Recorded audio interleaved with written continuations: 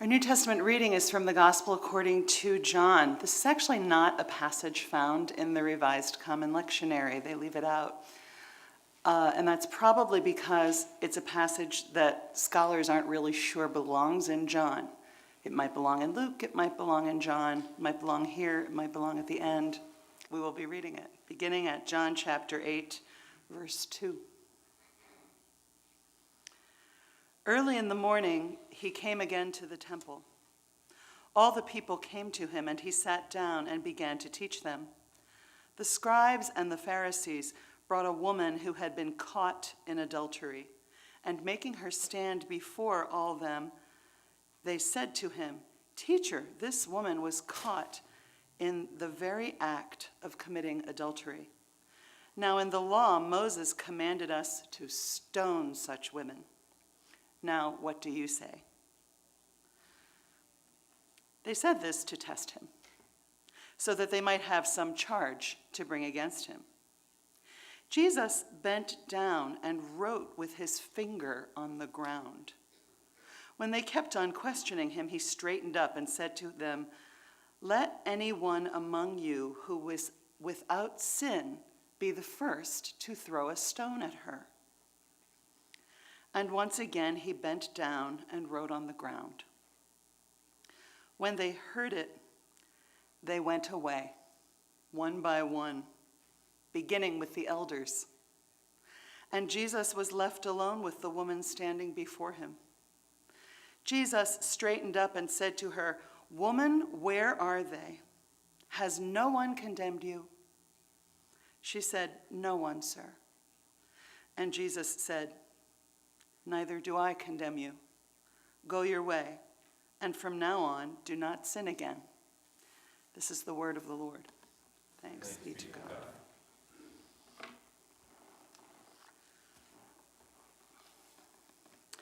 On this day after St. Patrick's Day, I'm going to begin with a little story about my very favorite Irish person in the world, my dear departed mother, Jane Blanche Riley Robb.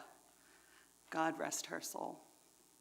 My mother prided herself on having the ultimate fiery Irish temper. She took Maureen O'Hara and The Quiet Man as her role model, although my mother had lovely black hair, not red. When she loved fiercely with everything she had in her. But when it came to being hurt or angry, she was a world-class Olympic-level grudge holder. In this arena, she took after not Maureen O'Hara, but the little guy with the notebook, Barry Sullivan, in The Quiet Man, and she was not above placing her own peculiar brand of Irish curse upon a person she believed had harmed her. In 1972, my mom and her sister had a falling out, and my mother stopped speaking to her, stopped taking her calls.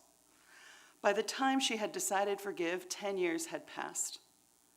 And by that time, her sister had begun showing the signs of the ravages of Alzheimer's disease.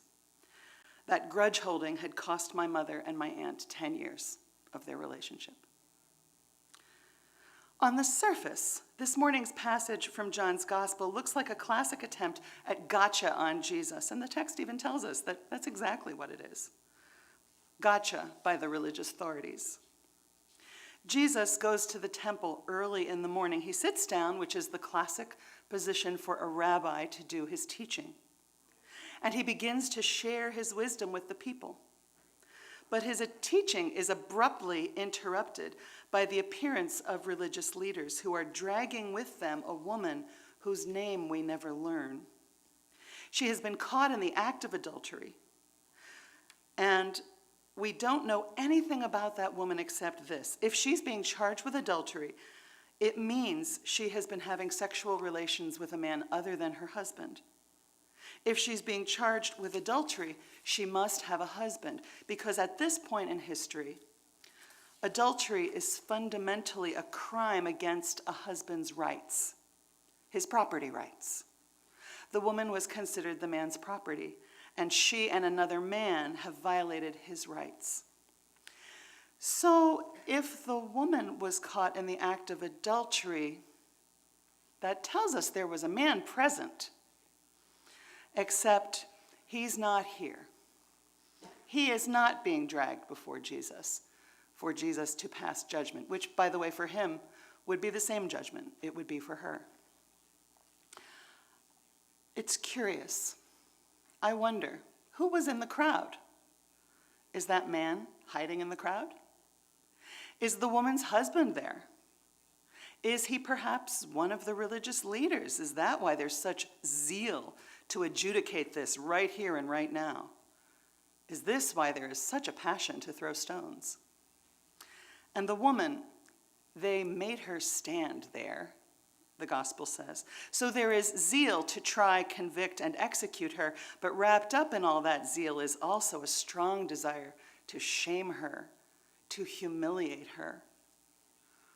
And they bring her before Jesus. Now, this may be a gotcha moment manufactured to discredit Jesus. It may be something else as well. The woman is brought before Jesus and made to stand in front of him in the crowd. The people who have brought him say, "Rabbi, this woman was caught in the very act of committing adultery. Now, in the law, Moses commanded us to stone such women. Now, what do you say?" In Scripture, as well as in other holy books of other religions, stoning is prescribed as a punishment for a variety of crimes whose perpetrators may be male and or female.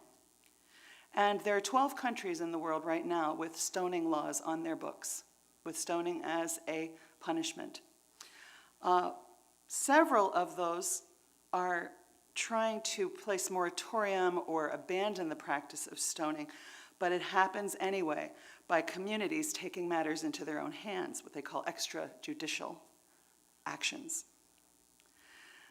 Very, very few men are ever stoned. The vast majority of stoning victims are women.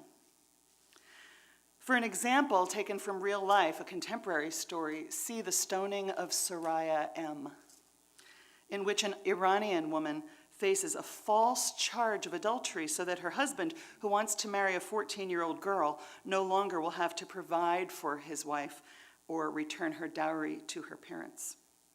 If you watch that movie, you will see a stoning. And you will see that those who are stoned are first buried up to their waists in the ground so that they cannot escape. The death is sure and cruel. The story in our passage is not a trumped-up charge. Here we have a situation in which two people have been caught, but only one is being offered up to be sacrificed to the community's sense of moral outrage. This is a story about humanity at its worst. So what does Jesus say? He confounds the crowds at first by remaining silent. He says absolutely nothing. And because this is John's gospel, that's a little surprising because Jesus does not hesitate to speak his mind in John's gospel. But for now, he's quiet. But those of us familiar with Jesus' ways can intuit what his attitude might be. Jesus has already shown that he is generally not so interested in condemning people for their sins, with one exception. In fact, he's more often criticized for spending time with people who are on the outs with religious authorities than for almost anything else he does. Jesus has a ministry to moral outcasts. Theologian Sandra Schneiders writes, "The most remarkable aspect of Jesus' ministry is surely that he reached out to the morally marginalized, to those the religious establishment declared beyond the pale, prostitutes and adulterers, extortionist tax collectors who were collaborators with the oppressor government, and even military enforcers of that government, as well as heretics and schismatics and pagans, to say nothing of gluttons and drunks. Jesus let these people touch him, and he touched them. He was a guest in their homes. He ate with them. But perhaps even more shocking, he also forgave their sins without requiring humiliating and detailed confessions of guilt, or even firm purposes of amendment. For this, he was roundly castigated by the religious authorities, the guardians of public morality." There is no one Jesus reaches out to more effectively or compassionately than those who have been kicked to the curb by religious authorities. Think for a moment of another nameless woman, this one from Luke's gospel, the woman who washes Jesus' feet with her tears and dries them with her hair and then anoints them with costly ointment. Do you remember what Jesus says about her? He says, "I tell you, her sins, which were many, have been forgiven. Therefore, she has shown great love." The religious authorities' approach to confronting sin is public humiliation, shame, and the application of the law at its bloodiest. Jesus' approach to confronting sin is to see the person before him as capable of change, renewal, and wholeness. His first move is compassion. His first move is love, and love is returned with love. In this moment, Jesus is a vision of silent compassion for the woman who stands before him. He turns his attention to the floor of the temple court, and he begins to trace something there with his finger. I wonder what that is. But the religious folk who are eager to let the stones fly keep pestering Jesus. So he finally straightens up and says, "Let anyone among you who is without sin be the first to throw a stone." The passage continues, and once again he bent down and wrote on the ground. Now most of your Bibles have a footnote there. And the footnote says, he bent down and wrote on the ground the sins of each of them. And that's the problem with self-appointed stone throwers.